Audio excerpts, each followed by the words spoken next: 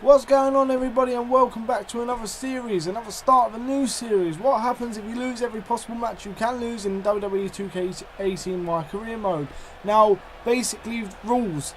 We can lose every match we can possibly lose, but matches we absolutely have to win, aka matches where it doesn't let you continue if you do lose. We need to obviously win, and manager matches where you have to be someone's manager, like the part I cut out where you have to be Oscar or Nikki Cross's manager, don't count. We have to bloody continue on with that. So without further ado, let's get started. So now that rush intro's out the way, because I genuinely didn't realise how little time I had, here is in the pros of our first loss to a Mr. Eric Young in NXT, right? This is our first loss now. Unfortunately, you cannot lose a match whilst you are chasing the NXT Championship. That is unfortunately not possible, and most of them are run-ins anyway with Bobby Roode, and if you lose them you just have to restart, as you'll see somewhat later on in this video. So here we go, first loss to Eric Young coming up. Does it change the destiny of the day? Come on, Eric, put us away, we ain't got all day.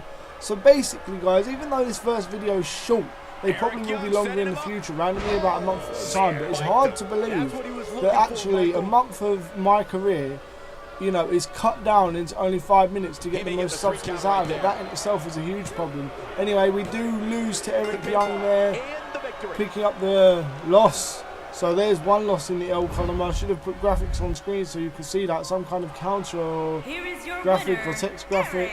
So we continue on there. Does it change what Baron Blade says to us at the end of the match? You failed the objective. So basically it's just a fail objective. Can we move on, or do we have to do it again? I assume we can move on because it hasn't took me back to the screen. So no, we can move on. Off we go. Second week now, talking to Baron Blade again.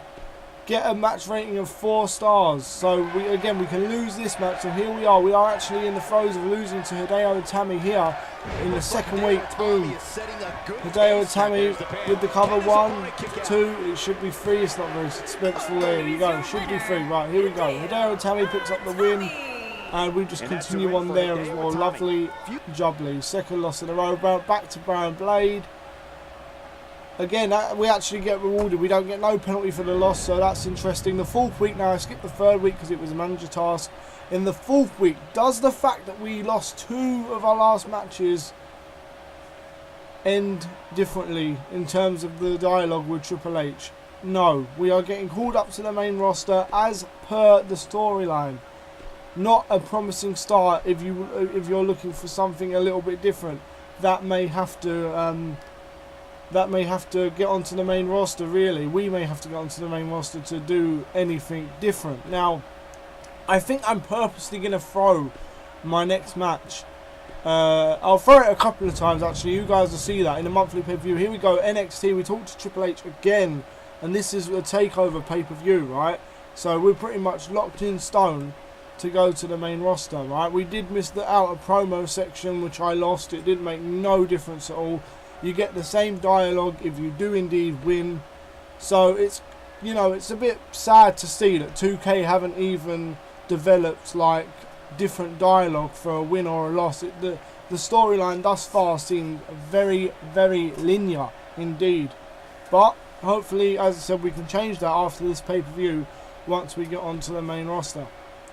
I wonder if it affects where you be, Raw or SmackDown.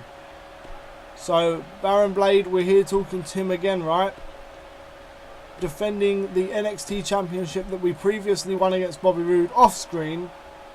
And we have to get a match rating of 3 stars and defend the championship. So, although it technically doesn't have to say we have to win, I guess defending it means not losing, right? There you go, Cassius Ohno. Let's see if we can actually get away with a loss here. I've done this once, and I clicked continue and it just booted me back into this screen and said try again, essentially. So I'm going to see. No, this time the continue option is actually like not even properly working for me. There you go, rematch. So we actually have to win this one. The aeroplane spin there. Jeez, what a jobber moveset. I mean, goodness gracious me, can you imagine trying to take this guy online and then he stepped the imagination? Okay, so here we go, right? What that? I like that finisher. Is that like at the right kick or something, if I'm not mistaken? There we go. Pin on Cassius Ohno.